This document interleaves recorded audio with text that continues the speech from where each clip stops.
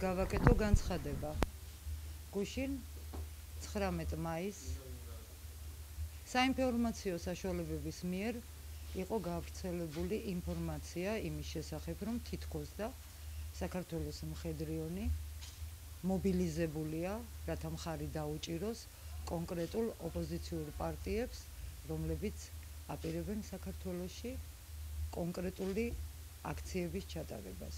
მე მინდა გითხრათ სრული პასუხისმგებლობით, მსგავსი არანაირი არ იგეგმება მხედრიონელთა რიგებში და უფრო მეტიც ჩვენ ვდგევართ ქართული სახელმწიფოებრიობის გვერდით და ვემორჩილებით ერთადერთ ადამიანს საქართველოში, ეს გახლავთ სრულიად საქართველოს კათოლიკოს პატრიარქი, უწმინდესი და უნეტარესი ილია მეორე. მე არ ვიცი საიდან მოვიდა ეს განცხადება, თითქოს და მობილიზება ხდება მხედრიონელების, მე არ ვიცი ამ განცხადების უკან რა ზრახვები დგას, მაგრამ მე ვიცი ერთი. მაშინ, როდესაც საქართველოში სულ რაღაც 20 კილომეტრში დგას საოკუპაციო რუსის ჯარი ქვეყანაში, ნებისმიერი დესტაბილიზაციის მცდელობა იქნება სწორედ რუსეთის იმპერიალურ ზრახვებზე წყლის დასხმა. ეს არის ჩვენი პოზიცია. თუ გაქვთ რაიმე შეკითხვა, მე მზადა ვარ გიპასუხოთ.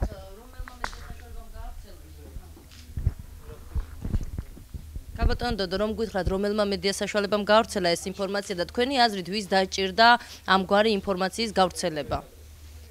ან კონკრეტულად პოლიტიკურ ძალებს თუ სამხედრო პირებს? მოვისმინე ეს იმედის ტელეარხზე და ასევე მოვისმინე რუსთავზე ვინმე კილაძე ქალბატონი, რომელიც ძალიან ბრჭყალებში ჩახედულია მხედრიონის შიდა საქმეებში და ყოველთვის ძალიან არაკომპეტენტურ განცხადებებს აკეთებს ხოლმე, იმასთან დაკავშირებით, რომ მავანი და მავანი არის მხედრიონელი, ან რა აქვთ მხედრიონელებს თქვათ ჩაფიქრებული თუ განზრახული. და ეს არის ჩემთვის ძალიან გაუგებარი. მე არ ვიცი ვიმეორებ, ვინ დგას და რა ძალები დგას ამ განცხადებების უკან, რა ზრახვებია, მაგრამ მე შემიძლია გითხრათ, რომ მსგავსი არაფერი არ იგეგმება მხედრიონში. კი ბატონო, და ერთ შეკითხვასაც გაგესვამ, დღეს ირაკლი ოქროშვილმა გაავრცელა წერილი სპეციალური მიმართა ჯარისკაცებისადმი და მოუწოდა მათ ხალხისა და ქვეყნის სამსახურში ჩადგომისკენ, თუმცა იგულისხმება ამ შემთხვევაში ხალხის სამსახურში, კონკრეტულად ქართული პარტია.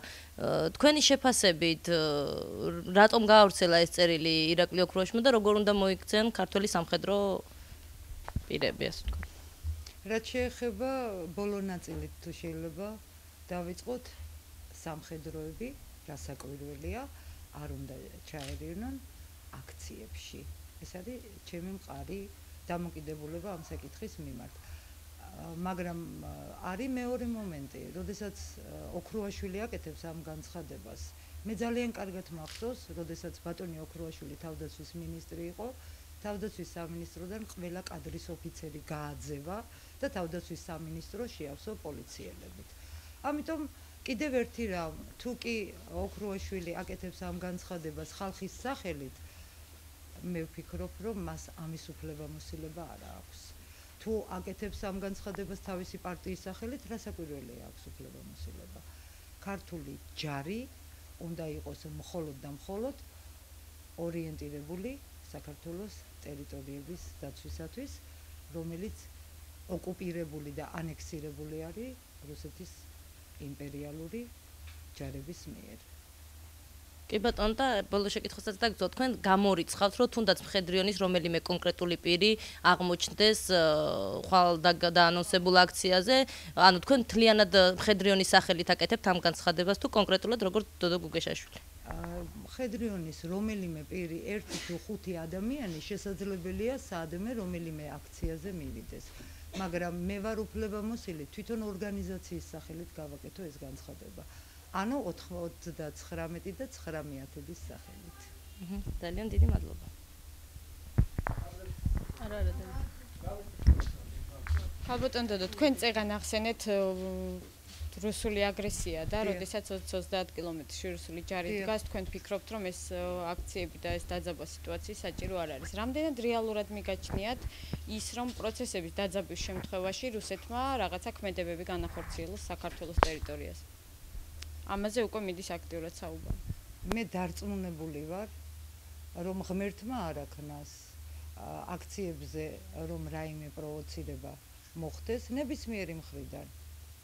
რუსეთისთვის იქნება ყველაზე მეტად ხელსაყრელი, რომ თავისი ჯარი დაძრას, აამუშავოს თავისი ტანკები, სამხედრო მანქანები და რაც არ გამოუვიდათ 2008 წელს, გააკეთონ აი ამ წელს ეხლა, როცა უკვე პრაქტიკულად რუსის ჯარი ძალიან მყარად ჯერჯერობით დგას ცხინვალსა და აფხაზეთში.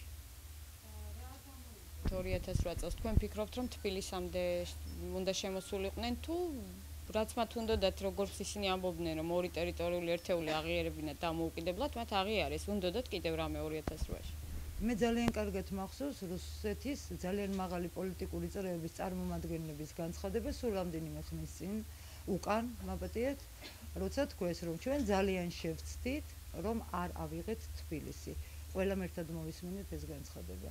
მე ერთი რამ შემიძლია ვთქვა, იმ შემთხვევაში თუ აი ეს ჯარები, რომელიც საოკუპაციო ჯარები, რომელიც დგას საქართველოს ცხინვალსა და აფხაზეთში, თუ დაიძრებიან თბილისისკენ, აი მაშინ გამოცხადდება საქართველოს მხედრიონის მობილიზება და მაშინ ჩვენ წინ აღუდგებით ამ ჯარს და რუსულ ტანკებს.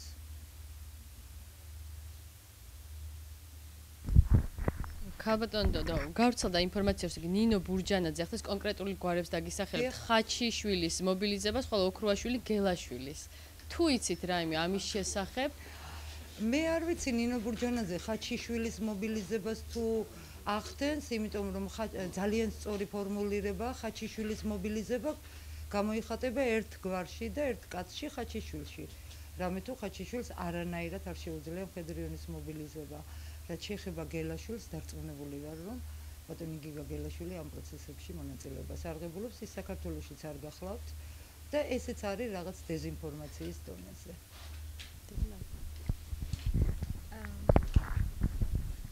ქალბატონო, თქვენ ადრე განაცხადეთ, რომ იყო მცდელობა თქვენი გადაბირების არა, ასე ვთქვათ, კბილის მოსინჯვის.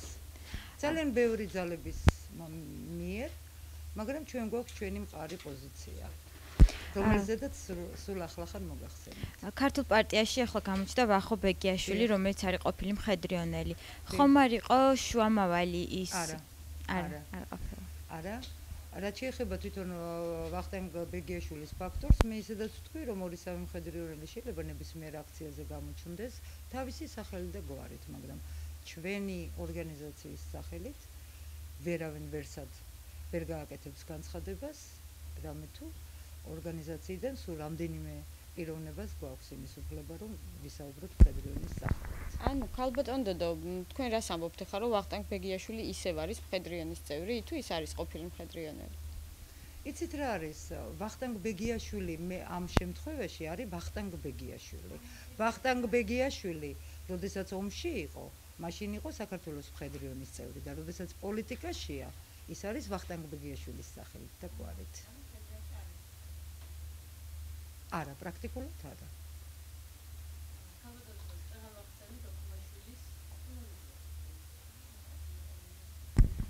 ოქრუაშვილის მოწოდება სამხედროების მიმართ გუშინ თქვა გავრცელდა დღეს უკვე ფოტოები, ის იმყოფება რუსეთის ერთ-ერთ აეროპორტში. ნამდვილად არ მიკვირს? და თქვენი პროგნოზი როგორ იქნება, როგორც ძალიან გამოსულ ადამიანის აი ამ ყველაფერში? იცით რა არის? პროგნოზზე მე გეტყვით და მე ჩემს სურვილზე თუ შეიძლება გავკადნიერდები და მოგახსენებთ. მე ვფიქრობ, ის ადამიანები, რომლებიც მშვენივრად ახერხებენ ჩაკვარაღჭინებას პუტინ მედვედევთან, ზოგი ნეილონის წინდებით, ზოგი საკვოიაჟებით და იქედან დაბრუნებული სავსე საკვოიაჟით მე ფული მაქვს მხედველობაში, მე ვფიქრობ, რომ ყველანი ისინი უნდა მიეახლონ თავიანთ პატრონს რუსეთში, იგივე პუტინს და მედვედევს და დაგვანებონ თავი და დარჩნენ იქ. რახან ასე ძალიან მოწონთ. რუსეთი ყოველთვის იყო და არის უპირველესი მტერი საქართველოს სახელმწიფოებრიობისა. რუსეთმა 92-93 წლებში საქართველოს გამოუცხადა ომი, რის შედეგადაც დაიკარგა აფხაზეთი. რუსეთმა 2008 წელში გამოუცხადა საქართველოს ომი, რის შედეგადაც დაიკარგა ცხინვალის რეგიონი. მე ვფიქრობ, ნებისმიერი ის ქართველი, რომელიც არჩევს, რომლისთვისაც უკეთესია და უმჯობესია, რომ იყოს რუსეთთან, მე ვფიქრობ, რომ ეს ქართველები ბოლოს და ბოლოს ოცნება ახდენილები უნდა დაფუძნდნენ რუსეთში და იქ რა პოლიტიკაც უნდათ ის ჩაატარონ, ოღონდ არა საქართველოს წინააღმდეგ. ქალბატონო დოდო, როდესაც ქართველი პოლიტიკოსი, საქართველოში რეგისტრირებული პოლიტიკური პარტიის ლიდერი და ლიდერები ჩადიან ქვეყნის მაოკუპირებელ ქვეყნის ხელმძღვანელ პირებთან, თქვენი შეფასებით ერთ სიტყვით არის თუ არა ეს ქვეყნის ღალატი? მეცაც გეტყვით, როდესაც საქართველოს პოლიტიკოსების ნაწილმა და დიდმა ნაწილმა სხვათა შორის 2008 წელს რუსეთ-საქართველოს ომის დროს აგვისტო მაქვს მხედველობაში ცხინვალის რეგიონში გააკეთეს განცხადება, რომ ომი დაიწყო არა რუსეთმა, არამედ საქართველოსმა, სწორედ ეს იყო მოღალატეობრივი პოლიტიკა საქართველოს წინააღმდეგ. და მეორეც, როდესაც ამ შემთხვევაში ქართველი პოლიტიკოსების ნაწილი ისევ დადის პუტინთან და იქ რაღაც შეთანხმებებს აღწევს, მე ვფიქრობ, რომ სწორედ ესენი არ არის ქართული ძალა. გასაგებია, რამდენად სტაბილური საყრდენი ყავს რუსეთს ქართული რამდენიმე ოპოზიციონერის სახით ქვეყანაში. ანუ გეგმებენ ოპოზიციონერი ალბათ მათთვის არის სტაბილური საყრდენი, მაგრამ მე დარწმუნებული ვარ იმაში, რომ საქართველოს მოსახლეობას არამც და არამც არ სურს რუსეთის ვანია ისევ ეჯდეს კისერზე ჩვენ საქართველოს. დიდი მადლობა.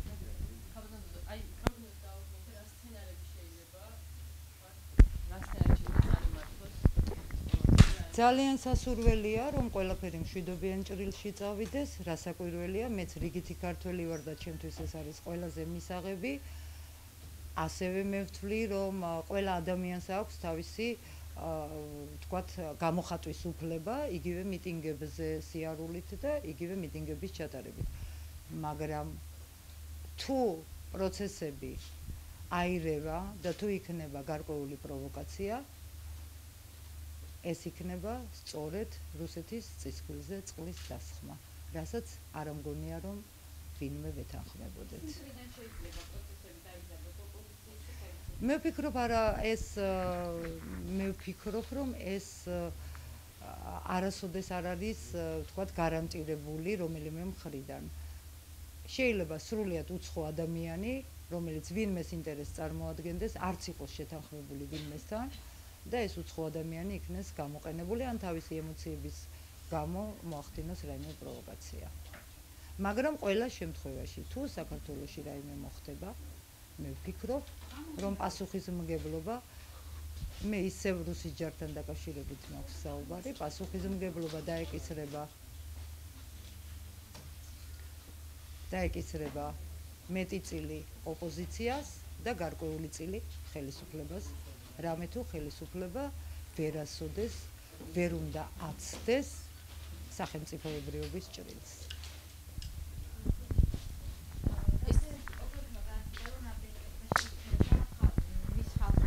დადგება მათ გვერდით, ანუ თბილისში. ეს მის ხალხთან სად რუსეთში თუ არა, თბილისში იგულისხმა. რამდენად მოსალოდნელი არის, როგორ ფიქრობთ, რამდენად მოსალოდნელი არის მართლაც გამოჩნდეს მიტინგზე და რა გარანტიებით შეიძლება ჩამოვიდეს? ვერ გეტყვით რა გარანტიებით შეიძლება ჩამოვიდეს, მაგრამ შესაძლებელია, არ ვიცი თუ კი ვრცელდება ეს ინფორმაცია, რომ ის თბილისში აპირებს ჩამოსვლას, შესაძლებელია რომ ჩამოვიდეს და მერე რა? აი თქვა ჩამოვიდა თბილისში ოქრუაშვილი, მერე რა? შეგვეშინდა ყველას? მაშინ თუ შეგიძლიათ გითხრათ, აი რა იქნება მისი მიზანი ჩამოსვლის შემდეგ? მან ღიად განაცხადა, რომ აქვს რაღაცა სერიოზული ზრახვები საქართველოში და ძალიან ეჭვმეპარება, რომ ამ ზრახვების აღსრულების რეალიზება მოახერხოს. მე არ ვიცი თუ ის ახლა ამჟამად რუსეთში ან გეგმავს რუსეთში ჩასვლას, ალბათ მან რაღაც დირექტივები უნდა მიიღოს არა პუტინისგან და გარკვეული რეაქციული წრეებისაგან რუსეთში და საქართველოში ვერასოდეს რუსული ძალა დასაყრდენს ვერ ნახავს. ხალხის უდიდესი ნაწილი სახელმწიფოებრივად აზროვნებს და მათ აქვთ კარგად გაცნობიერებული, რომ რუსეთი ვის გვარშიც არ უნდა იყოს